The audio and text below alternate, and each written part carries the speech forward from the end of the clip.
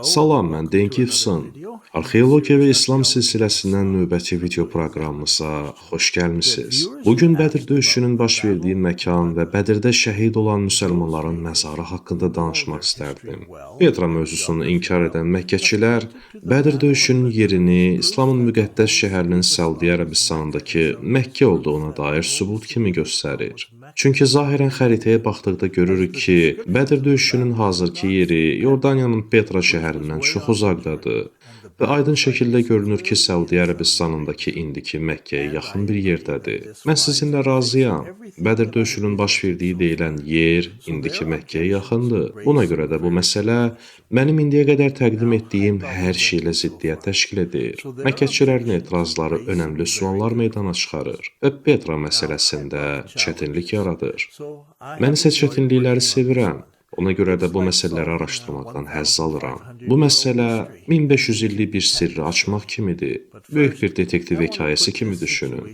Amma əvvəlcə bu vəziyyəti müəyyən bir kontekstə salmaq və yaxın şərqdə xristianlıq tarixindən bildiklərimlə müqayisə etmək istərdim. Müqəddəs torpaqlarda fasiləsiz xristian varlığına baxmayaraq, bir sıra mühüm məkanların yeri zaman keçdikcə itib. Hadisələr baş verdikdən təxminən 300 il sonra bu itmiş məkanları tapmağa yenidən maraq yarandı. 326-cı ildə İmperator Konstantinin anası Yelena xristian mətnlərində adı çəkilən yerləri tapmaq üçün Şərqi İmperiya boyunca Romadan yola düşdü. Onun ardınca qadınlar və kişilərdən ibarət ardıcıl zəvvar axını müqəddəs torpağa səfər etməyə başladı. Yelena hansısa bir məkanı orijinal hesab etdiyi zaman orada kilsələrin tikilməsi üçün imperiyanın himayəsini təmin edir, dövlət vəsaitindən pullar ayrılırdı. Eusebius qeyd edir ki, o bir çox kilsələr yaratdı və səfərdən müqəddəs relikviyalar kolleksiyası ilə qayıtdı. Həmin relikviyalar sonralar Romada yox, məhz Konstantinopolda yerləşdirildi. Jerome Romadan ayrılmağa məcbur ediləndə Betlexemə köçməyi seçdi. Həmin illər ərzində o, Paula və onun qızına 386-cı ildə Betlexemdə məskunlaşmış iki Roma aristokrat qadınına həsr olunmuş iki tərifnamə yazdı. Onların itmiş Bibliya və klassik məkanların coğrafi mövqelərlə əlaqələndirilməsi, xüsusilə də müqəddəs kitablarda qeyd olunan yerlərin müəyyənləşdirilməsi ilə bağlı ortaq maraqları vardı. Bugün həmin yerlərin çoxu qədim kilsələrin mövcudluğuna əsasən orijinal məkanlar hesab olunur.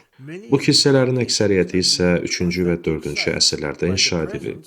Lakin tarixi dərindən araşdırdıqda görürük ki, bu məkanların orijinal olaraq müəyyənləşdirilməsi həmin kilsələrin orada tikilişinə bağlı olub. Bu orijinallıq məsələsi əslində hadisələrdən təxminən 300 il sonra doğulub qərarlar verən həmin qadınlara əsaslanır. Onların əlində orijinal adlandırdıqları yerlərə dair heç bir sübut olmayıb. Amma onların aşıladıqları zamanla demək olar ki, hamı tərəfindən orijinal kimi qəbul edildi. Bir çox cəhətdən bu olaylar eyni formada İslam tarixinin gedişatını bizə xatırladır. Hadisələrdən 300 il sonra Təbəri kimi yazarlar 300 il əvvəlki ilk İslami hadisələri mənalandırmağa çalışırdı. Bununla belə həmin İslam alimlərinin qarşısında böyük bir problem vardı. Xristian mətnlərinin müəllifləri öz hekayələri və təlimləri ilə paralel çoxlu sayda coğrafi istinadlar qeyd etmişdi. Quranda isə bunun əksinə olaraq çox az istinad var. Bütünlüklə Qurana baxsaq, cəmi bir neçə coğrafi istinad tapa bilərik. Quran coğrafiyası kitabında Qurandakı coğrafi istinadların sayını həm 4 İncillə, həm də həmin dövrün gnostik ədəbiyyatında olanlarla müqayisə etmişəm. 4 İncilin hamısına ayrı-ayrılıqda baxsaq, yenə də Quranda olanlardan daha çox coğrafi məkanları tapa bilərik. Bu müşahidə çox şeyi sübut etməsə belə, sonrakı dövrlərdə İslam tarixi haqqında qeydləri toplayan tarixçilərin qarşılaşdığı problemləri bizə göstərir. Qurani-Kərim bizə çox az coğrafi məlumat verir. Bədir döyüşü də bunun bariz bir nümunəsidir. Sonrakı dövr İslam alimləri aşkar etmişlər ki, əvvəlki nəsillərdən bir şeylər eşidən insanlar həmin rəvayətləri danışarkən çox vaxt detalları unudublar ya da məkan adlarını nəql edərkən dəqiq haranı nəzərdə tutulduğunu bilmədən ata-babadan eşitdikləri rəvayətləri başa düşdükləri formada nəql ediblər. Coğrafi detallar üzərindəki bu çətinlik, xüsusilə müsəlmanların Qüreyşlə ilk böyük hərbi qarşıdurmasına dair rəvayətdə özünü daha qabarıq formada forma da göstərir. Bu döyüş adətən Bədr döyüşü və ya tam ay döyüşü adlandırılır. Onun adından da bəlli olur ki, döyüşə verilən bu ad döyüşün baş verdiyi yerin adı deyil. Sadəcə həmin vaxt ayın bədirlənmiş, yəni tam dairəvi olduğuna görə bu cür adlandırılır. Bugün müsəlman tarixçilər döyüşün Huneyndə baş verdiyini iddia edir. Bu ad həmin döyüşü xatırlatmaq üçün həmin vadinin müasir adıdır. Lakin bu adın özü də insanların o vadiyə sonradan verdiyi bir addır. Həqiqət budur ki, Bədr döyüşünün baş verdiyi məkanın dəqiq adı bilinmir. Bədr döyüşü formalaşmaqda olan müsəlman kimliyi üçün mühüm bir qarşıdurma idi. Bu ilk böyük ordu əməliyyatı idi və xalqı birləşdirmək potensialı vardı. İnsanlar birdən-birə hiss etməyə başladılar ki, Allah onlarla birlikdədir. Buna görə də Bədr döyüşündə iştirak edənlər xüsusi hörmət qazanmışdılar. Bədr rəvayətində bəzi coğrafi istinadlar olsa da, onun özünə məxsus problemləri də mövcuddur. Həqiqi qiblənin Petra şəhəri olduğu barəsində kitab və məqalələr yazarkən, anlayırdım ki, mənə qarşı ən güclü arqument məhz Bədr döyüşünün yeri məsələsi olacaq. Təbərinin qeydləri döyüşün harada baş verdiyinə dair nisbətən aydın mənzərə təqdim edir. Bu da həmin yerin bugün Səudiyyə Ərəbistanında, Mədinənin cənubunda yerləşən Bədr döyüşünün yeri ilə uyğun gəlməsi haqqındadır.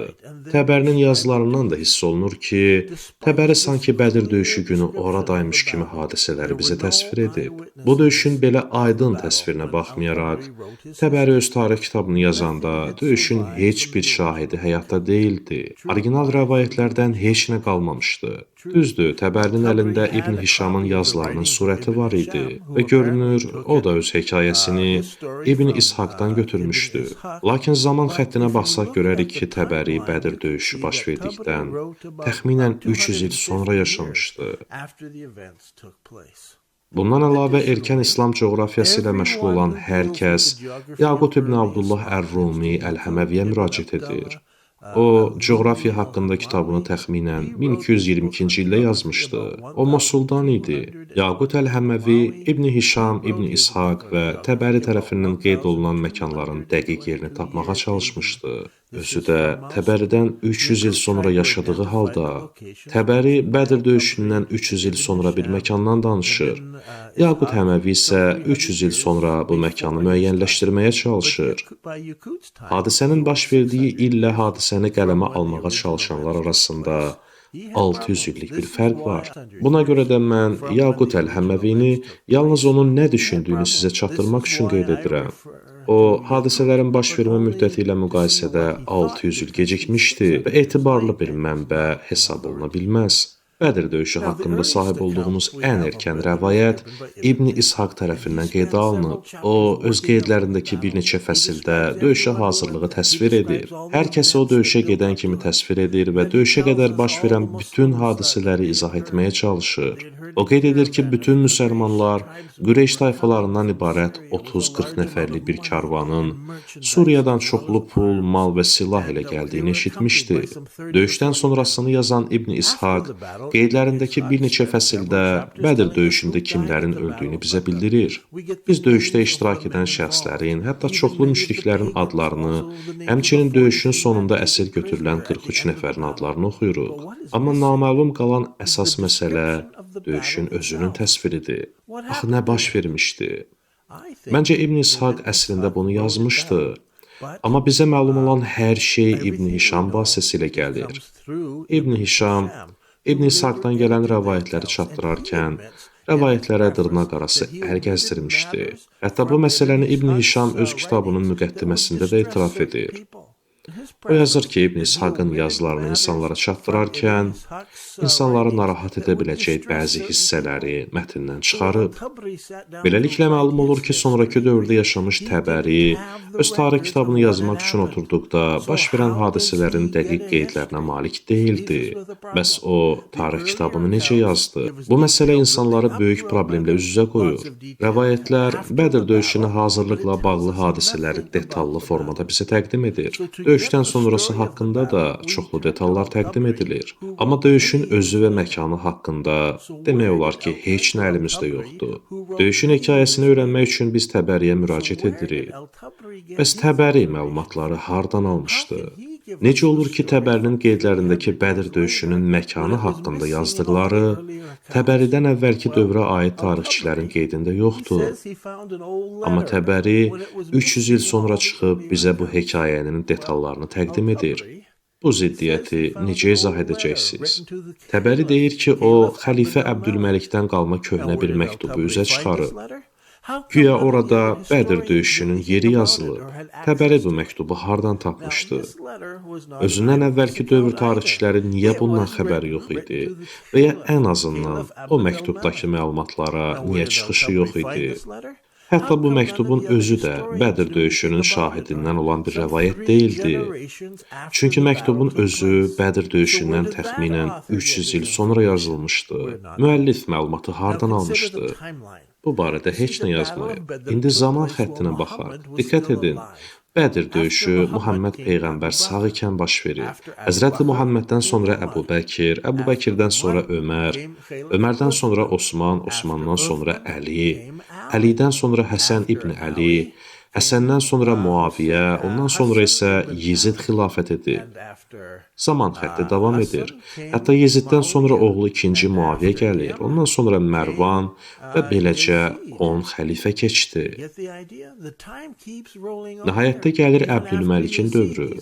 Belə çıxır ki, Bədir döyüşünün yeri haqqında məlumat olan məktub ta Peyğəmbərin vaxtından 10 xəlifə sonraya qədər sonda gəlib Əbdülməliyə məktub vasitəsilə çatıbmış. Hələ bu təxminən 700-cü ildir. Amma həmin məktubun yenidən, yəni Təbərinin vaxtında tapılıb üzə çıxarılması üçün daha 200 il keçməli idi. Məktub bütün bu əsrlər ərzində səndimi itibmiş. Sonra Təbəri ortaya çıxır və əsrlər sonra rahatlıqla bu məktubu özü yazıb qoyubmuş kimi tapıb ortaya çıxarır. Diqqət edin, Təbəri Bədir döyüşündən 300 il sonra o döyüş barəsində yazmışdı. O tarixə qədər orijinal Məkkə olan Petra şəhəri unutdurulmuşdu. Oradakı bütün hekayə dəyişdirilmişdi və bütün bu hadisələrdən 300 il sonra güya bir məktub üzə çıxdı. Orada güya Bədir döyüşünün indiki Məkkəyə yaxın yerdə Səudiyyə Ərəbistanında olduğu yazılmışdı. Və Təbəri də o məktubu oxuyub və Bədir döyüşünün yerini öyrənib. Beləliklə, bugün Bədir döyüşünün yeri haqqında insanların bildiyi hər şey 300 il sonra Təbərinin məktub hekayəsinə əsaslanır. Siz Səudiyyə Ərəbistanına gedib Bədir döyüşünün məktubda qeyd olunan yerini tapa bilərsiniz. Məlumdur ki, Təbəri həmin yeri yaxşı bildiyi üçün ora uyğun gələcək formada qeydlər apararaq məktub hekayəsini ona uyğun şəkildə uydurub. Döyüşün təsviri mənzərə ilə üst-üstə düşür. Hətta orada bir qum təpəsi də var. Bu mənə iki seçim təklif edir. Ya Səudiyyə Ərəbistanında olduğu hekayəsini qəbul edərək, Petra, Kəbə və Qiblə haqqında tapdığım bütün sübutları inkar etməliyəm, ya da Bədir döyüşünün başqa bir yerdə olduğunu üzə çıxarmaq məqsədi ilə araşdırma aparmalıyam. Mən Təbərinin məktub hekayəsinə şübhə ilə yanaşıram. İddia edilən məktubun yazılmasından 300 il sonra Təbəri onu sanki yastığının altından çıxarılmışcasına rahatlıqla tapır və yazılanlardan necə olursa, indiki Məkkənin yaxınlığındakı Bədir döyüşünün məkanı olduğu iddia edilən yerlə üst-üstə düşür. İndiki Məkkənin yaxınlığındakı Bədir döyüşü olduğu deyilən yerə gedə bilərsiniz. Turistlər üçün işarələr qoyulub. Orada qum təpəsi də var. Orada məzarlar da var. Sinə daşısı olmayan, kubiklərlə baş daşısı qoyulmuş məzarlar. Nə məzarların üzərində, nə yaxınlığındakı qayalarda heç bir tarixi qeyd yoxdur. Bu yerin həqiqi Bədir döyüşü məkanı olmasına dair heç bir arxeoloji fakt yoxdur. Əlimizdə sadəcə döyüşdən 300 il sonra peyda olmuş Təbərinin məktub hekayəsindən başqa heç nə yoxdur. Həqiqəti bilmək üçün başqa yol da var. Bədir döyüşünün dəqiq yerini bilmək üçün Petranın olduğu məkana yaxın yerləri araşdırmalıyıq. Beləliklə siz Təbərinin rəvayəti ilə mənim təqdim etdiyim faktlar arasında qərar verməli olacaqsınız. Seçim sizindir. İbn İshaq və İbn Hişama görə karvan Dəməşqdən yola çıxaraq malları İslamın müqəddəs şəhərinə doğru aparırdı. Mən inanıram ki, bu şəhər Petra idi. Müsəlmanlar karvanın Petraya yollanacağı planından həftələrlə əvvəl əvvəl xəbər tutur və Mədinədən çıxaraq şimala doğru yola düşür.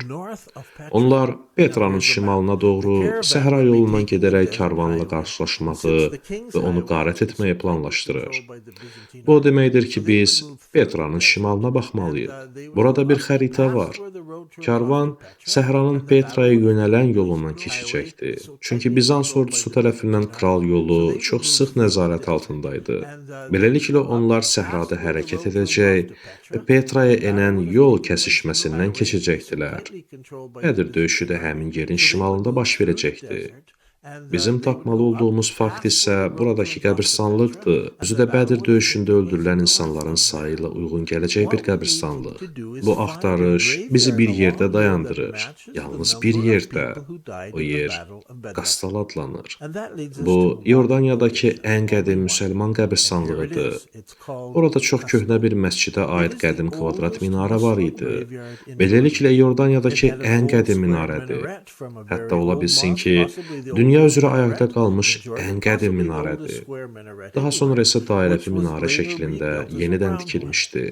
Bədir döyüşündən sonra isə bu döyüş həmişə xatırlandı.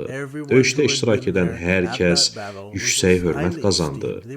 Orada ölənlər şəhidlik məqamına ucalmışdı. Bədir döyüşündə yalnız 14 müsəlman şəhid oldu. Buna görə də yüksək hörmətə layiq olan həmin müsəlmanlara aid 14 məzarı axtarmalıyıq. Yəni biz böyük qəbirstanlıq axtarışında deyilik.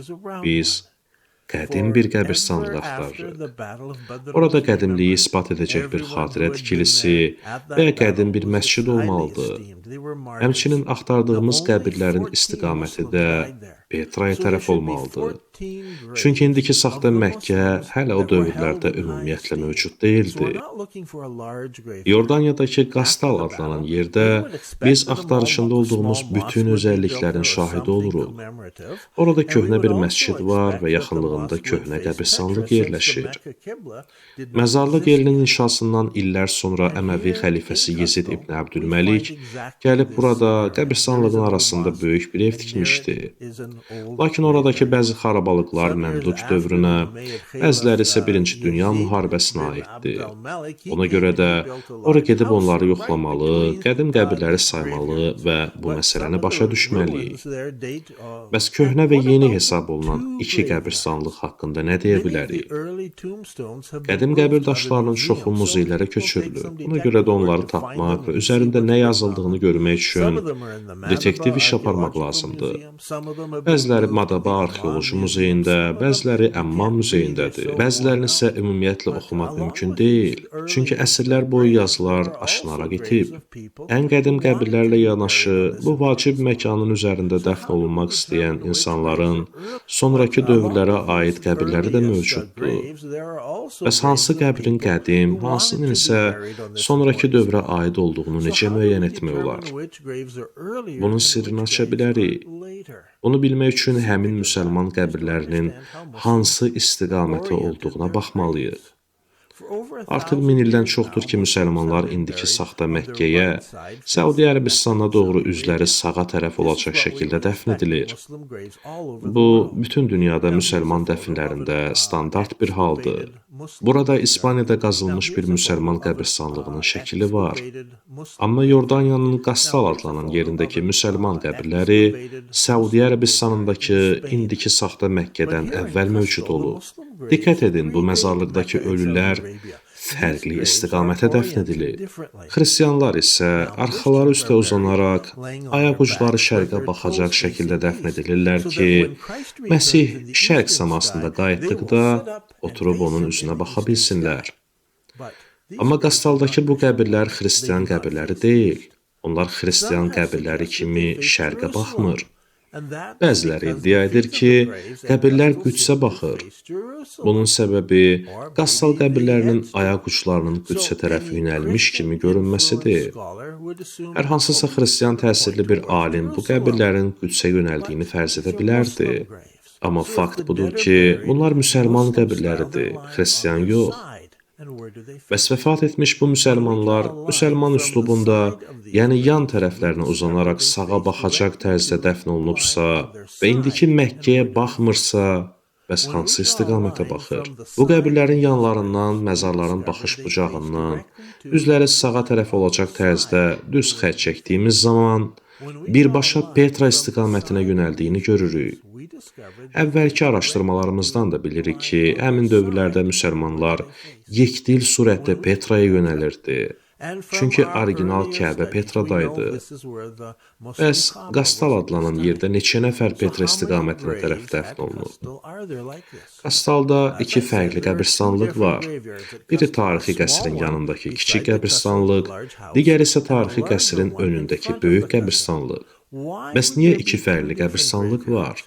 Biri müsəlmanlar üçün, digərləri isə müşriklər üçün ola bilərmi? Əgər belədirsə, müsəlmanlar niyə müşrikləri də Petra istiqamətinə dəfn edir? Bu, bəlkə də bir mesaj idi. Yəni, demək istəyiblər ki, biz sadəcə qalib gəlməmişik. Eyni zamanda ölü müşrikləri də paqan üslubunda deyil, müsəlman üslubunda dəfnə məcbur buraxmışıq. Əsas əhəmiyyət daşıyan qəbirstanlıq qəsrə ən yaxın olan kiçik qəbirstanlıqdır. Daha sonraki tarixlərin məlum qəbirləri nəzərə almasaq, orada 13 qədim qəbir aşkar olunur. Dəqiq saymaq çətindir, bunu etmək üçün arxeoloji qazıntı aparılmalıdır. Tarixi qeydlərdən bilirik ki, Bədr döyüşündə 14 müsəlman şəhid olmuşdu. Amma bir qəbir əksik çıxır. Əvvəlki rəvayətlərə baxsaq görərik ki, Bədr döyüşündəki şəhidlərdən biri ağır yaralansa da həmin döyüşdə ölməmişdi. Bir müddət sağ qalmışdı, sonra evə dönərkən vəfat etmişdi və Səfra adlı yerdə dəfn olunmuşdu. Onun ölümünə səbəb Bədr döyüşündə aldığı yaralar idi. Buna görə də o da digərləri kimi Bədr şəhidlərindən hesab olunur.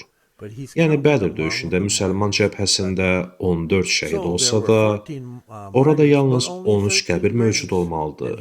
Və burada Yordaniyadakı Qastalda biz iki qəbirstanlıq tapırıq. Biri təxminən 13 qədim qəbirdən ibarətdir. Bəs bu məkan həqiqi Bədr döyüşü məkanı hesab edilə bilərmi? Oradakı məzarların xüsusi arxeoloji qazıntılara aparılana qədər biz bunu heç vaxt dəqiq bilə bilməyəcəyik. Bəlkə o zaman həqiqəti öyrənə bilərik. Bu məsələni tam qəti sübut etməsə belə, əldəki arxeoloji tapıntılara əsasən Qastal Bədr döyüşünün baş verdiyi yerə ən çox bənzəyən məkandır. Hesab edirəm ki, qəbir daşlarındakı solmuş yazılar müəyyən edilənə qədər bunu heç vaxt dəqiq bilmək mümkün olmayacaq. Amma indiki Bədr döyüşü məkanı olaraq tirajlanan saxta Məkkənin yanındakı yer isə heç bir tarixi fakta söykənmir və sadəcə olaraq əfsanədən ibarətdir. Biz sübut etmişik ki, Petra şəhəri İslamın müqəddəs şəhəridir. Bədr döyüşü də Petranın şimalında baş vermişdi və bugün Qastal adlanan məkan ən ehtimal olunan Bədr döyüşü məkanıdır. Mən Dan Gibson və bu arxeologiya və İslam silsiləsindən növbəti video proqramımız idi.